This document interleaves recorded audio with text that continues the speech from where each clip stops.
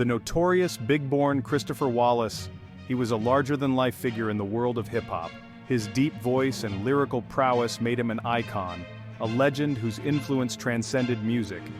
Biggie's journey from the streets of Brooklyn to the pinnacle of the music industry was nothing short of extraordinary. The year was 1997. New York City was a melting pot of cultures, a bustling metropolis where dreams were made and broken. The hip-hop scene was thriving, with artists from all over the city vying for the top spot, but amidst the glitz and glamour there was an undercurrent of tension, a rivalry that threatened to tear the community apart. Biggie Smalls, the reigning king of East Coast hip-hop, was gunned down. The news of his death spread like wildfire, leaving fans and fellow artists in a state of shock and disbelief. It was a tragic end to a life that had so much more to give, a life that had already given so much. His death sent shockwaves through the music industry. Executives scrambled to make sense of the loss, while fans mourned the passing of their hero. Biggie's music had touched the lives of millions, and his absence left a void that could never be filled. The industry was at a crossroads, unsure of how to move forward without one of its brightest stars. The streets were on fire.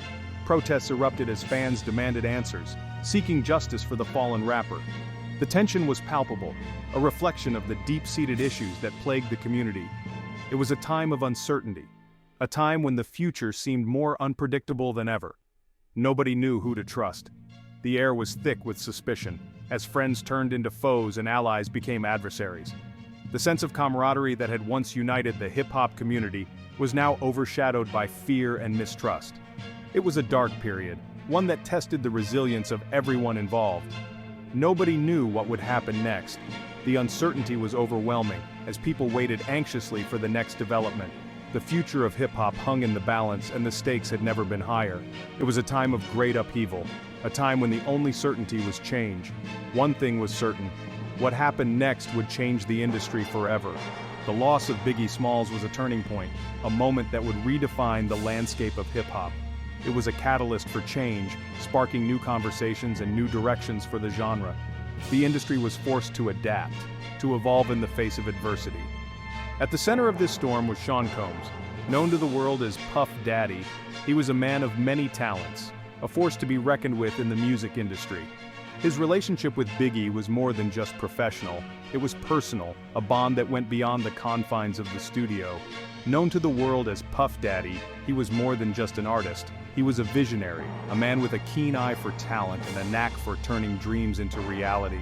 His influence extended far beyond his own music, shaping the careers of countless artists and redefining the boundaries of hip-hop. He was a producer, a label executive, a visionary. His impact on the industry was immeasurable, a testament to his drive and determination. Puff Daddy was a man who wore many hats, each one a symbol of his multifaceted genius. His contributions to hip-hop were unparalleled, a legacy that would endure for generations to come. Biggie's death shook him to his core. It was a loss that he felt deeply, a wound that would never fully heal. But in the face of tragedy, Puff Daddy found the strength to carry on, to honor his friend's memory by continuing to push the boundaries of what was possible in hip-hop. His resilience was a beacon of hope, a reminder that even in the darkest of times, the spirit of hip-hop would endure.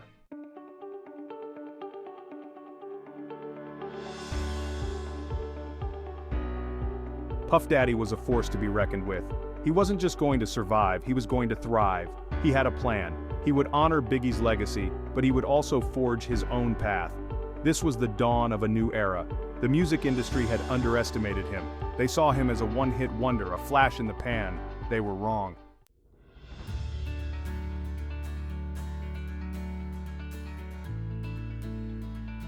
Sean John Combs, born in the heart of Harlem, 1969, a place where the streets were alive with the sounds of ambition and the whispers of dreams. Harlem, a neighborhood rich in culture and history, yet often shadowed by the harsh realities of life. It was here that Sean's journey began, amidst the vibrant tapestry of urban life, a concrete jungle where dreams were sold but rarely realized.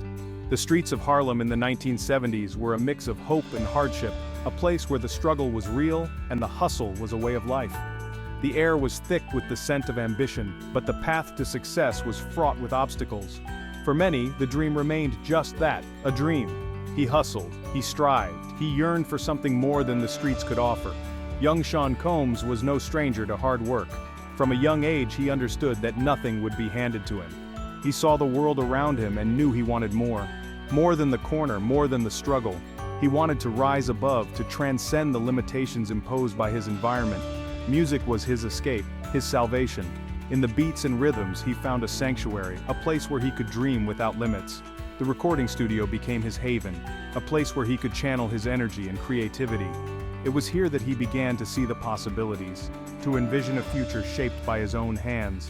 It pulsed through his veins, a rhythm of ambition echoing in his heart. Every beat, every note was a step closer to his dream. The music was more than just sound, it was a lifeline, a connection to something greater. It was the rhythm of his life, the soundtrack to his journey. He wasn't just listening, he was learning. Every song, every lyric was a lesson. He studied the greats, absorbed their techniques, and understood the power of music to move people, to inspire, to change lives. He was a student of the game, always eager to learn, always striving to improve, absorbing the beats, the rhymes, the stories woven into the fabric of hip-hop. The culture of hip-hop was more than just music. It was a movement, a voice for the voiceless. Sean immersed himself in this world, understanding its power and potential. He saw how it could be a force for change, a way to tell stories that needed to be heard. He saw an opportunity, a chance to break free from the chains of circumstance. With a vision in his mind and determination in his heart, he knew he could carve out a new path. He wasn't content to be a spectator, he wanted to be a player, a game changer. He had a vision for the future, one where he could make a difference.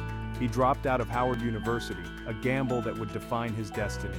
Leaving the prestigious institution was not an easy decision, but Sean knew that his path lay elsewhere.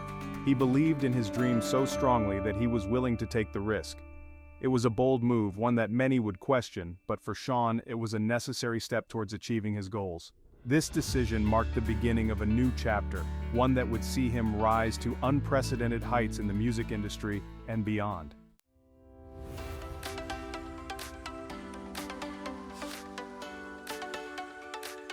Uptown Records became his training ground, his musical dojo. He learned the ropes, honed his skills, and developed his ear for hits. He breathed life into the label, bringing a fresh, street-smart perspective to the boardroom. His energy was infectious, his passion undeniable. He was making waves, turning heads, and catching the attention of industry heavyweights.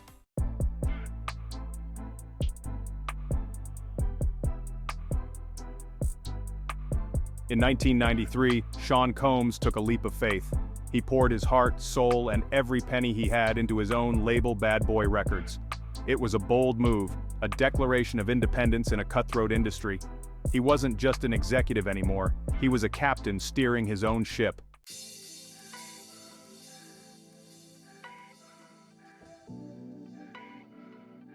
Puff Daddy's vision extended beyond the music. He cultivated a lifestyle brand, an empire built on ambition and excess. He threw lavish parties, graced magazine covers, and became synonymous with a new era of hip-hop opulence. He wasn't just making music, he was creating a movement.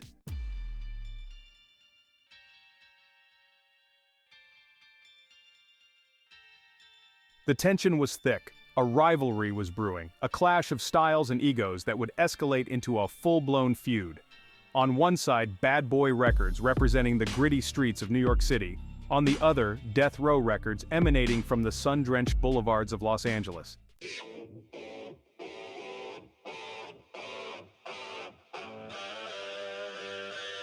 Section 2, Death Row Records, a rival emerges. Death Row Records, led by the controversial Suge Knight, was a force to be reckoned with. They had burst onto the scene with a raw, uncompromising sound led by artists like Dr. Dre and Snoop Dogg. Their music was a hit, but so was their attitude. They were brash, unapologetic, and seemingly fearless.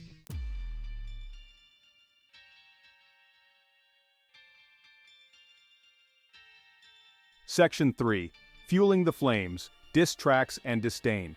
Diss tracks became the weapons of choice. Lyrical grenades launched from coast to coast, each one a carefully crafted attack aimed at damaging reputations and inciting further conflict. Biggie Smalls and Tupac Shakur, once friends, found themselves on opposite sides of the divide, their lyrical sparring matches becoming legendary.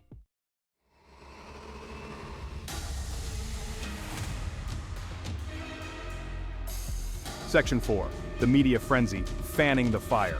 The media, sensing blood in the water, swarmed the story. They sensationalized the rivalry, portraying Puff Daddy and Suge Knight as puppet masters orchestrating a dangerous game. Every public appearance, every interview, was scrutinized for signs of escalating tension.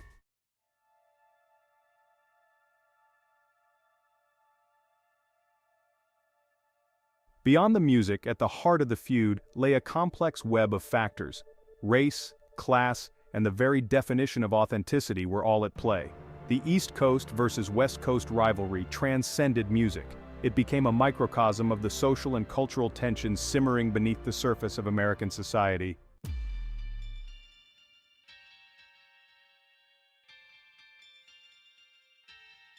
Shots fired. The violence escalates. The rivalry between Bad Boy and Death Row reached a chilling turning point in 1994.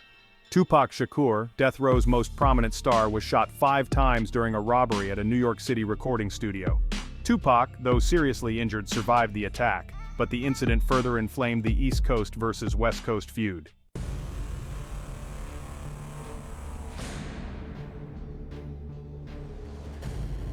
The violence spilled over into the legal arena. Lawsuits and countersuits were filed, each side accusing the other of inciting violence, defamation, and breach of contract. Puff Daddy, once known for his lavish parties and chart-topping hits, found himself embroiled in a legal quagmire.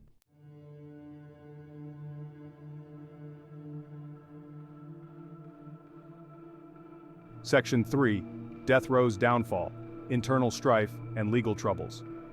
While Bad Boy Records weathered the storm, Death Row Records began to crumble from within. Suge Knight's aggressive business practices and alleged ties to organized crime attracted unwanted attention from law enforcement. The label's reputation suffered, and artists began to distance themselves. In 1996, Tupac Shakur was gunned down in a drive-by shooting in Las Vegas.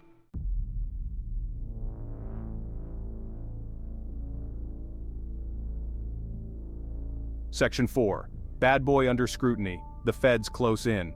Bad Boy Records, though still successful, was not immune to the scrutiny surrounding the East Coast versus West Coast rivalry.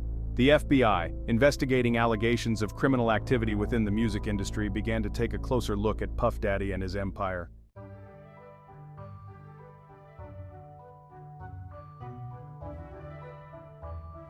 Section 5. A shifting landscape. The music industry forever changed. The East Coast versus West Coast rivalry left an indelible mark on the music industry. It highlighted the dangers of glorifying violence, the perils of unchecked ambition, and the powerful influence of the media. The feud also exposed the racial and social divisions within American society, reminding the world that even in the realm of music, prejudice and inequality persisted.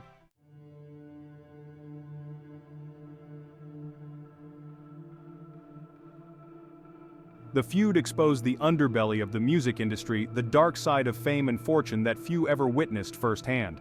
Puff Daddy, once the epitome of hip-hop opulence, found himself grappling with the psychological toll of constant scrutiny, legal battles, and the ever-present threat of violence.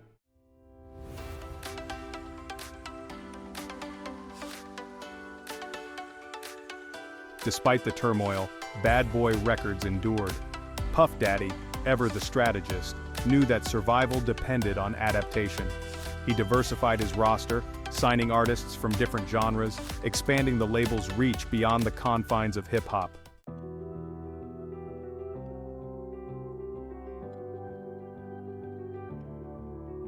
As the new millennium dawned, P Diddy shed his Puff Daddy persona, signaling a conscious evolution. He embraced a more mature, business-oriented image, expanding his empire beyond the realm of music. He became a lifestyle guru, a tastemaker influencing fashion, fragrance, and television.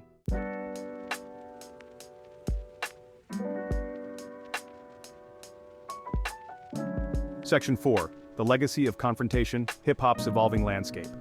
The East Coast versus West Coast rivalry cast a long shadow over the hip-hop world. It served as a cautionary tale about the dangers of unchecked ego, the destructive power of violence, and the media's role in amplifying conflict.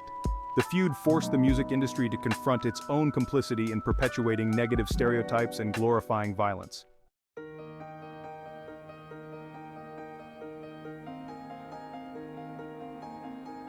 Section 5. From Feud to Philanthropy. P P. Diddy's impact beyond the music. As P. Diddy's empire grew, so too did his philanthropic endeavors. He established the Sean Combs Foundation, supporting educational programs for underprivileged youth. He donated millions to disaster relief efforts, HIV/AIDS research, and voter registration drives.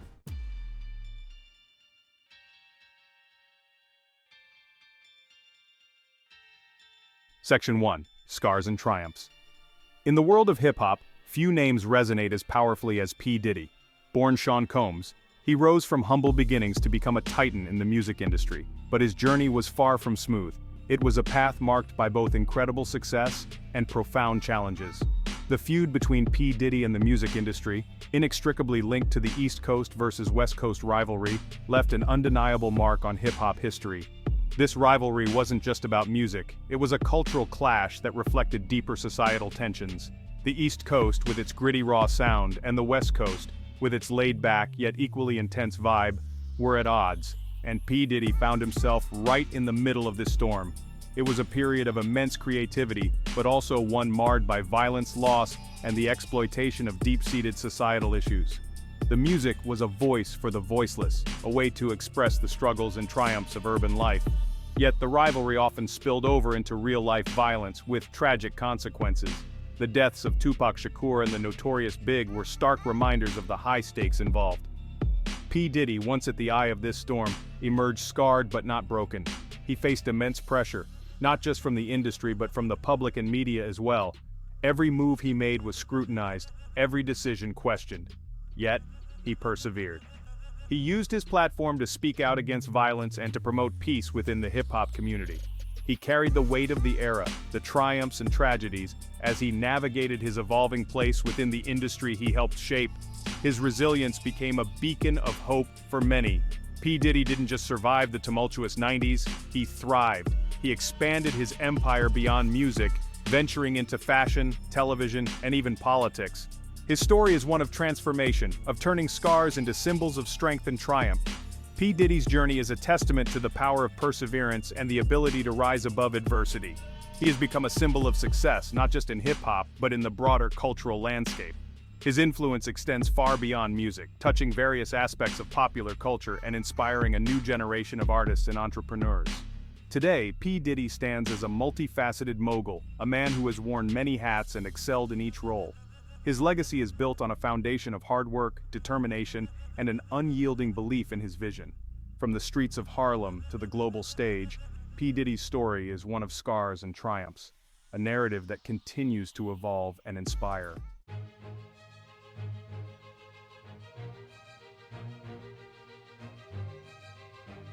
Section 2. An Evolving Legacy. P. Diddy's legacy is a complex tapestry woven from threads of triumph and tribulation. He's both celebrated and scrutinized, admired for his entrepreneurial spirit, and questioned for his role in a tumultuous era. He is a testament to the ever-evolving nature of hip-hop, a genre born from struggle and innovation, constantly pushing boundaries and challenging conventions.